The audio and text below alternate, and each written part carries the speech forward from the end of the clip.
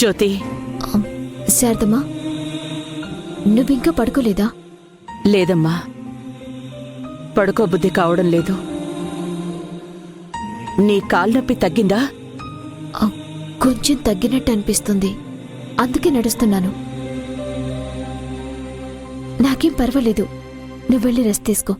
అది కాదు జ్యోతి, నేను... ప్లీజ్ నువ్వు వెళ్ళి శారదమ్మా. నువ్వు జాగ్రత్త. అత్తయ్య గారు, ఇదంతా మీ ప్లానా? మీరు వద్దని మళ్ళీ కళ్యాణం జరిపిస్తాను అని అన్నప్పుడే నాకెందుకు డౌట్ వచ్చింది, మళ్ళీ ఎందుకు ఒప్పుకున్నారా అని. శ్రావ్యని పిలిపించి నేను కింద పడేలాగా చేసి దొరబాబుతో పాటు శ్రావ్యని పీటల మీద కూర్చోబెట్టి కళ్యాణం జరిపిస్తారా? అలా ఎలా జరిపిస్తారో నేను కూడా చూస్తాను. నేనేంటో మీకు చూపిస్తాను.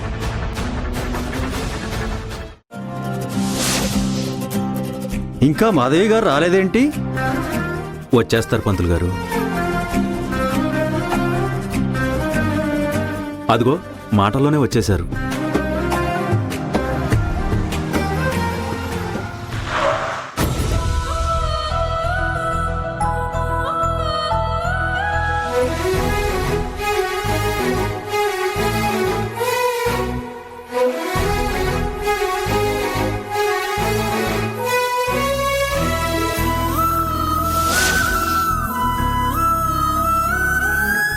సీతమ్మ వారి విగ్రహం పట్టుకుని మా జ్యోతమ్మ దిగుతుందనుకుంటే ఈ శూర్పణఖ దిగిందేంటి?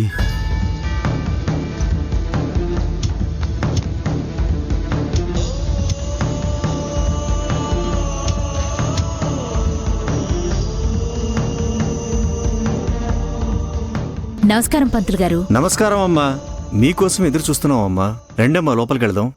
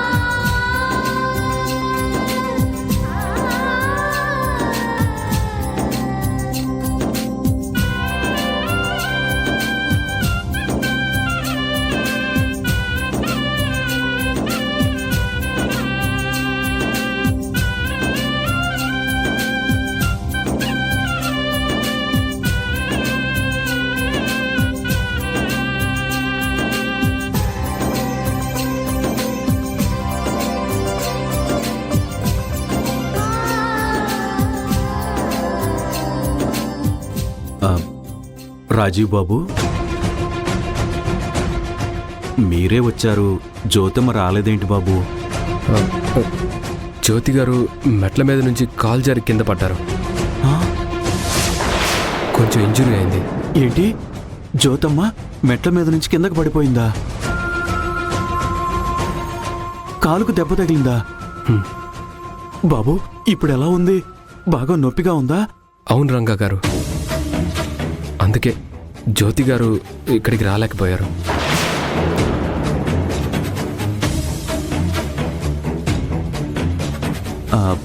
మరి శ్రావ్యమ్మ సీతమ్మ వారి విగ్రహం పట్టుకుని వచ్చిందేంటి?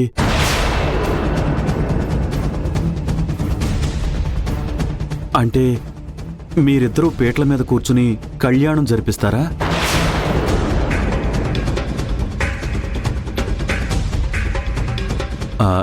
చెప్పండి రాజీవ్ బాబు. ఏ జరిపించకూడదా? అట్టా అంటారేంటి మాధవమ్మ? అట్టా ఎట్టా జరిపిస్తారు? జ్యోతమ్మ రాజీవ్ బాబులు దంపతులు కదా, వాళ్లే కదా పీటల మీద కూర్చోవాలి. శ్రావ్యం ఎలా కూర్చుంటుంది? ఎవరు కూర్చుంటే ఏముంది రంగా, మనకి స్వామివారి కళ్యాణం జరగాలి, అది కదా ముఖ్యం. అదెలా పద్ధతి అవుతుంది మాధవమ్మ? చేసేది సీతారాముల కళ్యాణం, భార్యాభర్తలే కలిసి చెయ్యాలి.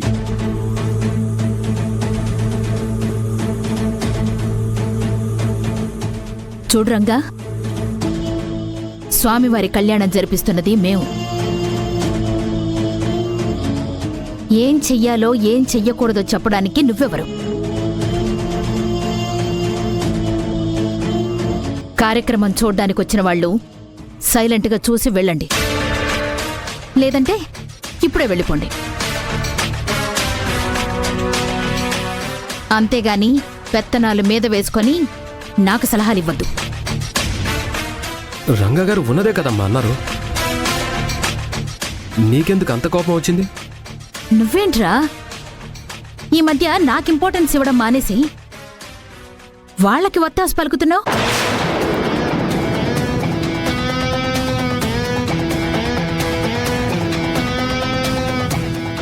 మాధవి సిస్టర్ తను చెప్పినట్టుగానే జ్యోతిని గుడిదాకా రానివ్వకుండా ఇంటి దగ్గర ఆపేసినట్టుంది. అంటే రాజీవ్ పక్కన మన శ్రావ్యనే ఉండి కళ్యాణం జరిపిస్తుందన్నమాట. మనకి శ్రావ్య సంతోషం ముఖ్యం కదా సర్వేష్. తన కోరిక నెరవేరితే మంచిదేగా.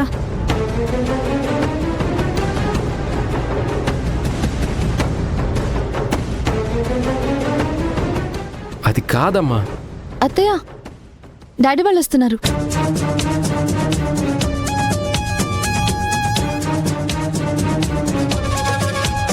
సిస్టర్, కళ్యాణంకి అన్ని ఏర్పాట్లు పూర్తయినట్టేనా? అదిగో అంతా రెడీ అన్నయ్య గారు.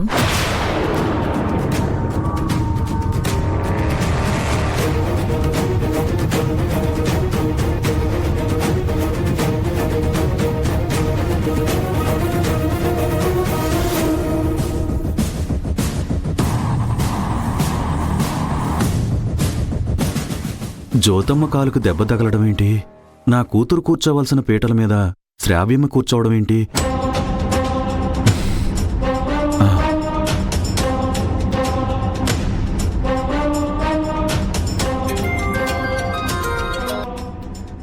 చెప్పు రంగా. జ్యోతమ్మ, నీ కాలుకు దెబ్బ తగిలిందంట కదా? రాజీవ్ బాబు చెప్పాడు. ఇప్పుడు ఎలా ఉందమ్మా? ఇప్పుడు పర్వాలేదు రంగా, కాస్త నొప్పి తగ్గింది. అదేంటమ్మా, రాజీవ్ బాబుతో కూర్చుని శ్రావ్యమ్మ కళ్యాణం జరిపిస్తుందంట కదా? అదెట్టా కుదురుతుంది జ్యోతమ్మ? ఈ పద్ధతి నాకేం నచ్చట్లేదు.